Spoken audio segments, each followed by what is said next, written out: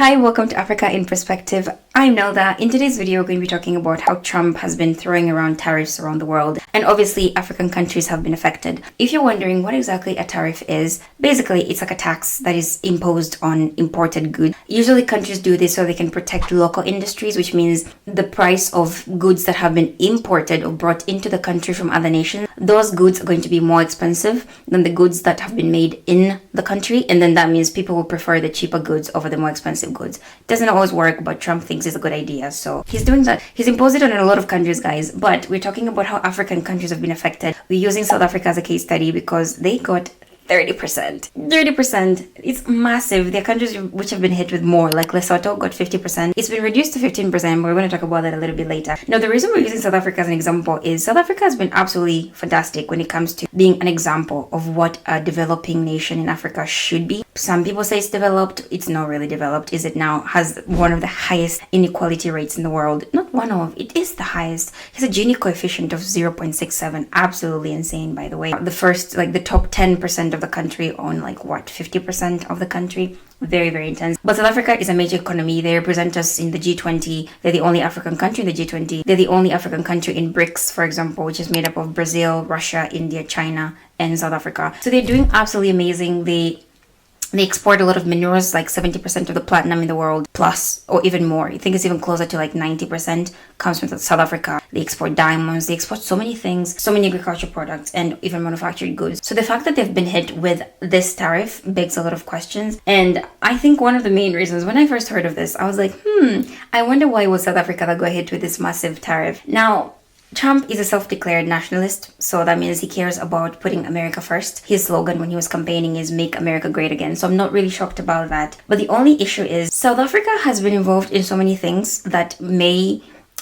This is the issue about tariffs. Let me explain. The issue with tariffs is they were typically used to, like I said, to promote local industries, but they've then started to be used as a way to sort of flex your political power to other people. And that is an argument. I'm not saying it, guys. I'm not saying it. Other people are saying that one of the reasons Trump is doing this is to bully South Africa for three main reasons. The very first reason that popped out for me was South Africa has been very, very clear about where it stands between the war that Israel is waging on Gaza. And the reason is South Africa, when the war started in 2023, it didn't even start in 2023, but when October 7th happened, and then Israel was like, we're going to retaliate. We have the right to defend ourselves. And they went and killed people in Gaza. South Africa was like, that's not going to be on our watch. Basically, what they did was they decided to close the Israeli embassy in Pretoria. They were like, we're going to suspend all diplomatic ties with Israel. They were very, very clear. And Israel and the United States are besties. Yeah. I'm not going to tell you guys, like I said, guys, I'm never going to tell you what to think. I'm just going to present the data and the statistics and the information. You guys will decide. So the reason I think I'm very proud of South Africa for doing that is because South Africa faced apartheid, which basically was a time when black people were being treated as subhuman in their own country, in their own land. They were being squeezed into tiny little places, and then white people could just walk around freely. There were places where they were putting signs like not for black people are not allowed, and they were being pushed away from all the developed areas. And something similar is happening between Israel and Gaza, that the Gazans have been pushed into the West Bank and then a tiny little area as well on the east side. So South Africa was like, that looks very familiar, we're not for it. And then they went ahead and formed something called the Hague Group with 7 other countries, including Namibia. Shout out to Namibia, by the way. And so America isn't too happy about that, apparently, allegedly. And so people are saying that could be one of the reasons South Africa is being targeted by the United States as well. The other reason is something that I hinted at in the beginning, that South Africa is part of BRICS. BRICS, like I said, stands for Brazil, Russia, India, China, and South Africa. And that little bloc was created to challenge Western dominance in virtually everything. And the United States and their best friends are very, very terrified of BRICS. Now, the reason is BRICS supports an alternative financial system that is not centered around the US dollar. Right now, if you want to trade, when you hear Forex traders, yada, yada, yada, people who are trading in the Forex space, which is foreign exchange, when people are trading goods right now, they are required by the powers that be to trade in dollars, which means the United States dollar is what everybody trades in. And that makes it really good for the United States because their dollar is always going to be in demand. And countries are talking about, improving our foreign exchange, like how much dollars we have. Every country is after dollars, which is why the economy is always thriving. But BRICS are saying, you know what's not going to happen? That we're going to change this. They're even talking about a new currency. And of course, America is very much offended by that. So, and the other reason is BRICS itself, the R and the C in BRICS, yeah, Russia and China, they're enemies to the United States. They're probably minding their own business, but the United States is very terrified. Everybody in the United States is talking about Putin. The guy is busy minding his own business anyways. So that is also potentially, allegedly, one of the reasons South Africa is being attacked by this 30% tariff. The other reason, which I think I lean towards against, is the one and only, the man himself, Elon Musk. Did you guys remember a couple months ago when they were... This is very strange to me. They were refugees from South Africa. Refugees. These are white people, white farmers, who were saying they were being persecuted by the South African government, and Elon Musk fought for them to go into the United States. Mind you, at this time, there is Haitian people who legally entered the United States as legal refugees, running away from all the violence going on in Haiti, and they're being chased. English is not my first language, guys. This happens in every video. But they're being kicked out of the United States because they don't belong there. But Trump is opening up the country. They're being flown by the government to go into America because they're supposedly being persecuted. Make it make sense. But I think that, and when Ramaphosa went to visit Trump in the State House, the videos were going viral because of the treatment he was showing him, showing fake photos, Julius Malema's videos.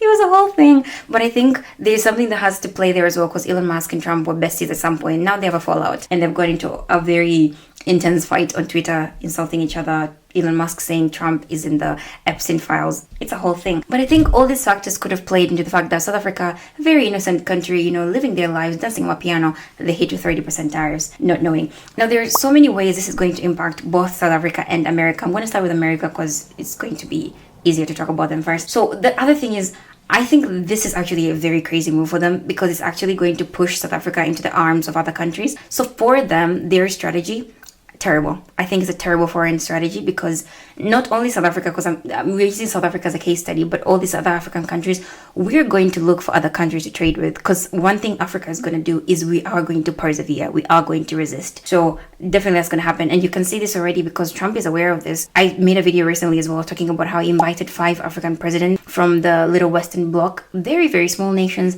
very vulnerable nations as well, very suspicious move from his side. But that little move he did was because he understands he's going to start losing the big players like South Africa, Nigeria, Kenya, Ethiopia. He's going to lose all of those. We're going to trade with Russia.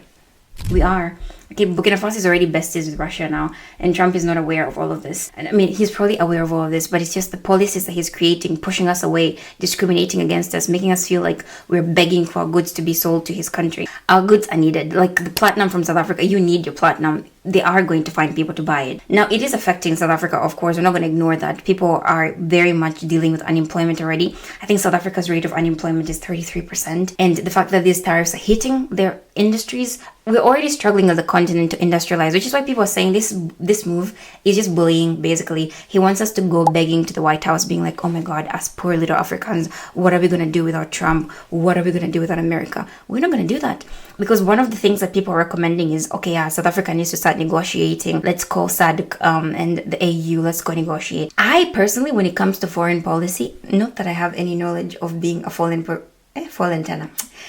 politician, not that I know how to do that. But my argument is never pander, never beg. Because we're already viewed to be less than these people, and I make a lot of videos about history, Africa's history. Please subscribe. And I talk about how we've been treated as less than, called lazy, called stupid, called all these things, and then now we're being hit by these tariffs by selling them our goods, and you want us to go beg. I think negotiating, trying to beg, could potentially facilitate this relationship of us being like at their mercy, and I don't like that. I don't like that at all. They're already bullying us. So that's one way South Africa could deal with it, because it is affecting them. I know like Lesotho was already doing layovers. Industries are already closed because 50%, they begged for 15%, which was given to them. But still, I think that's just Trump trying to flex his political muscle, and it's not a good strategy at all.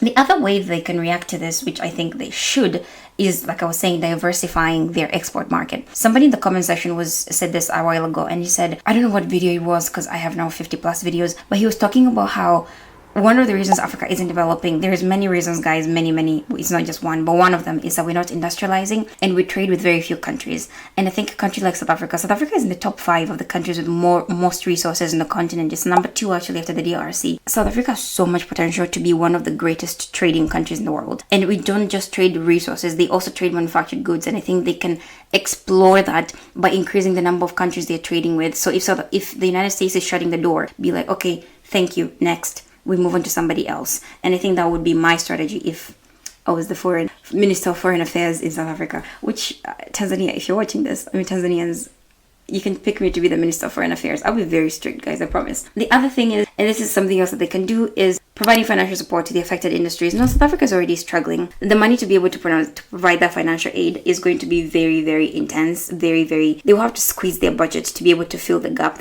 from the money they were getting, the revenue that they were getting from trading with the United States. So many things are happening here. My recommendation, like I was saying, is 1, let's not beg. Let's not go ahead and try to pander. Some people are saying they should retaliate. I don't think so. There are cases where it works, like the way Chad was banning the United States from the Americans from entering Chad because Chadians were banned from entering the United States. I don't think we have that much, like when it comes to being able to fight back in terms of retaliating and reciprocating what they're doing, because the power the United States has is quite a lot, guys. So what I'm thinking is just turn away from them being like, thank you, next, we're going to move somewhere else. We're going to trade with other people. We're going to even increase intra-African trade. I talk about this so many times. The intra-European trade among the EU nations is 60%. Like 60% of the things they trade are within the EU. But in Africa, it's only 15%. So I think this is also a good opportunity for African countries to start thinking, oh my goodness, what can we do? Let's trade amongst ourselves. Tanzanians need platinum. Sell it to us. We'll take it. And we're not going to charge you 30% tariff, are we?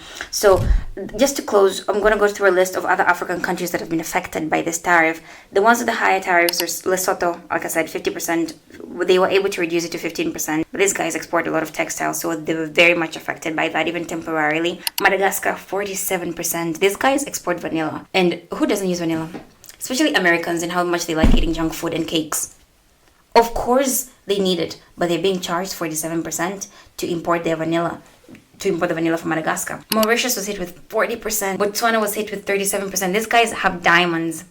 I mean, they trade very little with the United States, but they have diamonds, guys. You don't want diamonds, America. Anyways, Angola has 30%. They have a whole lot of oil and diamonds as well. Algeria, 30%, very much in the hydrocarbon exports. Other countries that were hit with very moderate tariffs, you could argue, Cote d'Ivoire at 21%, Namibia 21%, Zimbabwe 18%, Malawi 17%, Zambia 17%, Mozambique 16%, Nigeria 14%, and then Equatorial Guinea and Chad 13% each. So we have been hit as a continent. We're struggling, guys. So my recommendation, like I said, let's ignore them. Let's move forward. There are so many people we can trade with. America's not the only country in the world, and that is my humble opinion. So thank you so much for watching. Feel free to subscribe, like, share, comment. Let me know what you think. Let me know what you like, what you don't like, and you will see me in the next video.